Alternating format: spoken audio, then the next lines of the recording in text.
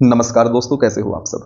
दोस्तों, इस वीडियो में हम चर्चा करेंगे मध्य प्रदेश के अंदर आयोजित की जाने वाली उन सभी परीक्षाओं की जिसमें योग्यता सीपीसीटी एवं कंप्यूटर डिप्लोमा मांगी जाती है। साधारण से शब्दों में बात करें तो हमें चर्चा करनी है एमपी के अंदर आयोजित की जाने वाली उन सभी परीक्षाओं की जो सीपीसीटी प्लस कंप्यूटर डिप्लोमा के बेस पे आयोजित की जाती हैं। और दोस्तों, इन परीक्षाओं की जो सामान्यतः योग्यता होती है वह सीपीसीटी, कंप्यूटर डिप्लोमा, इसके साथ साथ ग्रेजुएशन भी होती है। इस चीज को आपको ध्यान रखना है। पहले ग्रेजुएशन के स्थान पर 12th पास मांगा जाता था। आजकल graduation plus computer diploma plus CPCT. तो हमें चर्चा क्या करनी है कि जो इन योग्यताओं वाले पद हैं उनके लिए मध्य प्रदेश में कौन कौन से एग्जाम आयोजित होते हैं, किन विभागों में ऐसे पद होते हैं जो इन योग्यताओं के आधार पर भरे जाते हैं। तो इन सभी बिंदुओं पर हम चर्चा करेंगे। साथ ही साथ हम बात कर लेंगे दोस्तों स्टेनो की भी, कि जो स्टेनोग्राफर के पद निकाले जाते हैं वे किस प्रकार से निकाले जाते हैं।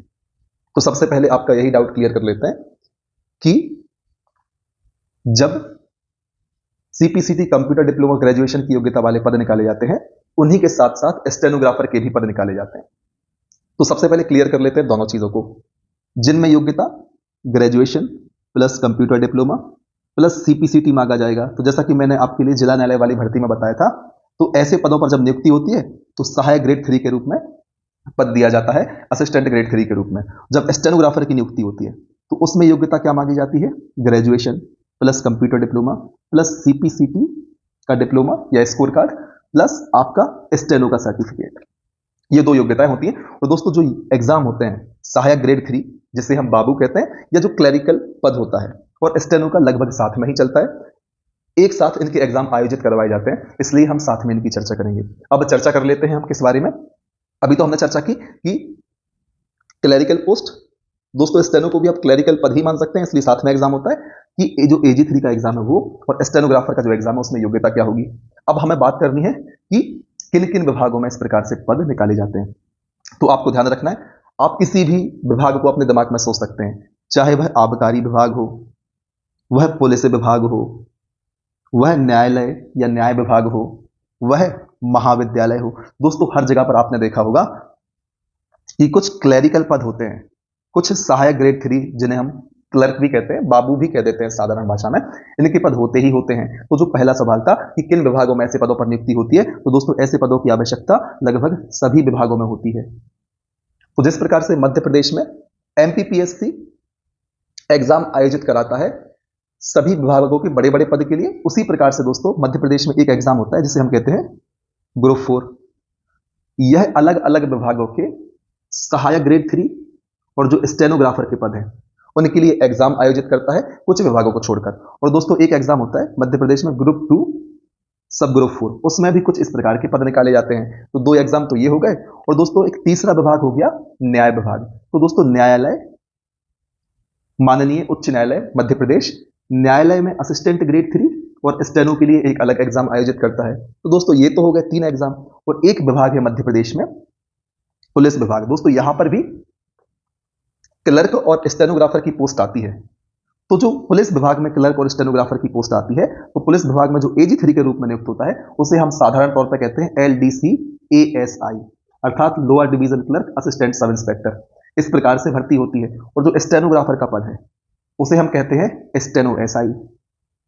तो यहां पर ये 4 एग्जाम तो सीधे सीधे हो गए, जिसमें आपसे CPCT plus graduation plus computer diploma मांगा जाएगा। इसके अलावा दोस्तों बीच बीच में अलग से एग्जाम्स निकाले जाते हैं जो संविदा के आधार पर निकाले जाते हैं, और कई बार कलेक्टर कार्यालय से भी आवेदन पत्र आमंत्रित किए जाते हैं और सीधी नियुक्ति हो जाती है। तो दोस्तों इस प्रकार से 5 एग्जाम की हमने चर्चा कर ली मध्य प्रदेश के अंदर, जो कंप्यूटर डिप्लोमा और सीपीसीटी बेसिस पर आयोजित करवाए जाते हैं। ठीक। और दोस्तों एक बात और आपको बता दें, जैसा कि मैंने कहा आपको इसमें किसी भी प्रकार का डाउट नहीं होना चाहिए।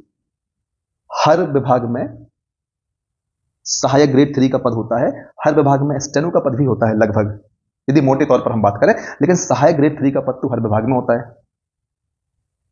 तो हर विभाग में या हर विभाग के लिए इन पदों की नियुक्ति होती है। तो इस बात का आपको ध्यान रखना है। आपने ग्रुप 4 के एग्जाम में देखा होगा कुछ महीनों पहले, लगभग 6-7 महीने पहले जुलाई में ग्रुप 4 का एग्जाम आयोजित हुआ था। उसमें आबकारी विभाग, महाविद्यालय, अधोसंरचना निर्माण विभाग, जनसंपर्क विभाग, अलग अलग विभागों में सहायक ग्रेड 3 और स्टेनोग्राफर की नियुक्ति हुई। कुछ पद इस प्रकार के पटवारी के साथ जो ग्रुप 2 सब ग्रुप 4 का एग्जाम हुआ था उसमें भी निकाले गए थे। तो आप वहां पर देख सकते हैं कि लगभग सभी विभागों में इन पदों की आवश्यकता होती है और यह सभी विभाग अपनी आवश्यकता के अनुसार पदों की संख्या ईएसबी के पास भेजते हैं। ईएसबी है मध्य प्रदेश में एग्जाम आयोजित कराने वाली एजेंसी। वनडे एग्जाम जितने भी मध्य प्रदेश में होते हैं ईएसबी आयोजित करवाती है, तो उन सभी पदों के आधार पर ईएसबी भर्ती को निकालती है, जो हम नोटिफिकेशन में देखते हैं कि अलग अलग विभागों में किस विभाग में कितने पद खाली हैं। तो उम्मीद है सारी चीजें आपको एकदम स्पष्ट रूप से समझ में आई होगी।